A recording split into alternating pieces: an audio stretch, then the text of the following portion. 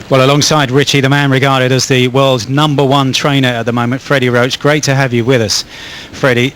Do you feel, as part of the camp, under pressure to push Amir towards a sensational performance this weekend, to really make that statement that he's been talking about?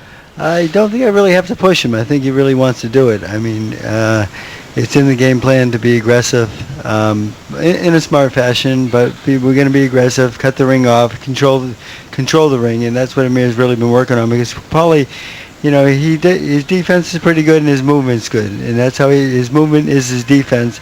And if we can cut the ring off, set traps for him, and put him on the ropes, we will knock him out.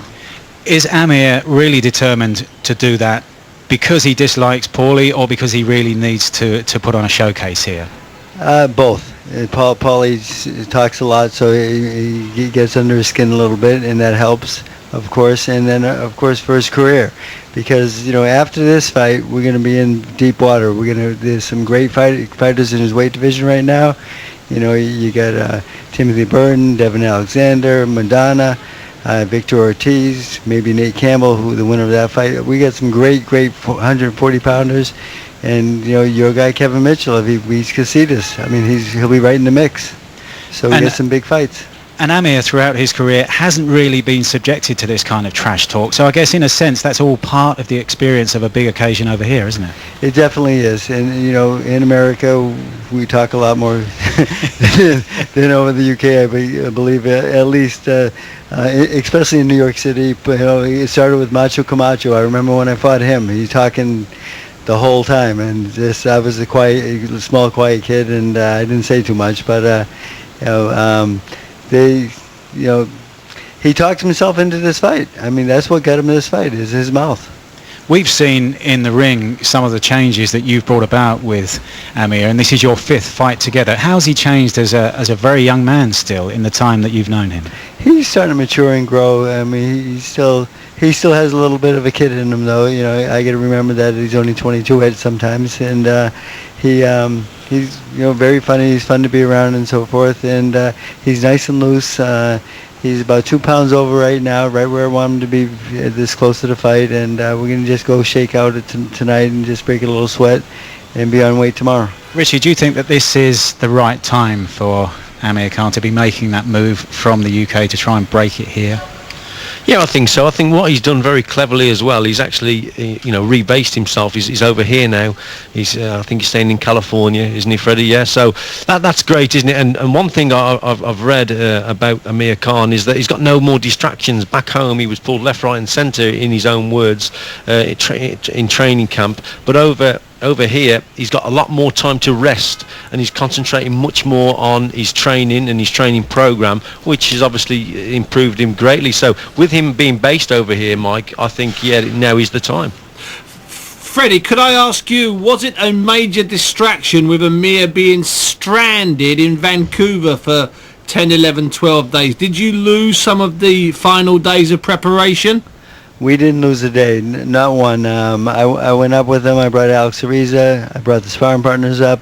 We just moved camp, and it was actually a good change, because it was a little bit of privacy between me and Amir. We spent a lot of time together up there for those 12 days, and, you know, normally I have 14 fighters in the gym, and I've got a lot of other guys to take care of. But in Vancouver, I only had Amir, so we really worked on the strategy of the game plan. We really got inside his head, and I think it was actually a good thing for us.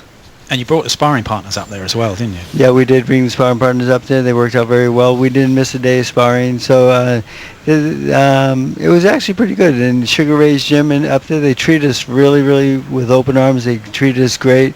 The guy who runs the gym up there, Bob, is a Newcastle boy, so he's very gracious to us. And talking of sparring partners, in the early days, when you first linked up with Amir, he sparred with Manny Pacquiao, didn't he?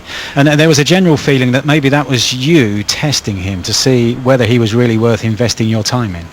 Well, you know, they came to me after the Prescott fight, and you know, we talked a little bit earlier about me taking him over right out of the Olympics, and that didn't happen. So I was with him for about a month after the Prescott fight, and I really knew what I was doing. I put him in with Manny Pacquiao. I was testing him. He was either going home that day or staying, but I knew he was going to stay because I prepared him for it, and he really got ready for it. And he actually got the best of Manny in 4 rounds that day. So it was a good confidence builder for him.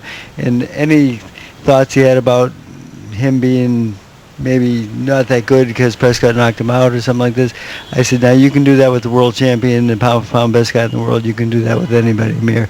You just have to stay focused, and I think that woke him up. Well, let's find a little bit more about Khan's opponent, Paulie Malignaggi. He's a fast-talking boxer from Brooklyn, probably best known in Britain for losing to Ricky Hatton in Las Vegas 18 months ago. But he's promising to show Khan something he's never had to deal with before. I come with a little more intelligence. I've dealt with fast fighters. He hasn't. I've dealt with fast fighters. I've been in with great fighters. Not yet. He hasn't. So we'll see how he deals with it, because I know how to deal with it already. We got a great game plan for him, man, and we're here to match his speed and even outspeed him. So we're gonna see. That's the fun part. What's gonna happen with two such speedy fighters? You sound confident, but he does too. Yeah, of course. And you know what? All power to him. You're supposed to sound confident. If you're not confident, you might as well go get another job. You've been involved in a lot of big fights. Can you see that confidence is a confidence that he means rather than just feels he has to put on? I don't really try to get into people's minds too much in that way, like try to read into them too much. He sounds confident. I'm assuming he is. Listen, they're going to ring the bell on Saturday night. Whether he's confident or not, we're still going to have to fight. So you've seen that Amir Khan's been knocked out. He's been hurt by lighter weight fighters. Does that change your thinking? Everybody's human. We're all mortal. Some people take a better punch than others. Some people hit harder than others. Some people are faster than others. But we're all mortal at the end of the day. And I think recognizing your own mortality is really something that can make you better, because you can't ever take anything for granted. You can't take anyone for granted. And I think Amir, for a big part of his career, was taking a lot of things for granted, and he was getting knocked down by really bum fighters. But one thing that does show you is if you hit Amir on the chin, he may feel it. Willie Lamond was not the biggest puncher. He also wasn't the biggest man. The Salita knockout, was it more overwhelming, or was it a big punch? Was Salita just overwhelmed by the moment? Look at the knockout yourself and judge it for yourself. How many big punches really landed? We're going to find out how hard Amir hits. I know I take a good punch, but like I said before, I don't take my own mortality for granted. I don't go in there reckless, but at the end of the day, I know I'm prepared. I'm confident in my punch-taking abilities, and I'm confident in my defensive abilities to not get hit, and I'm confident in my counter-punching, my offensive skills, everything about me. Saturday night, you're going to see the whole package. That's Paulie Malignaggi. Well, we said he was a fast talker. You certainly heard it there, didn't you? He was in conversation with Mike.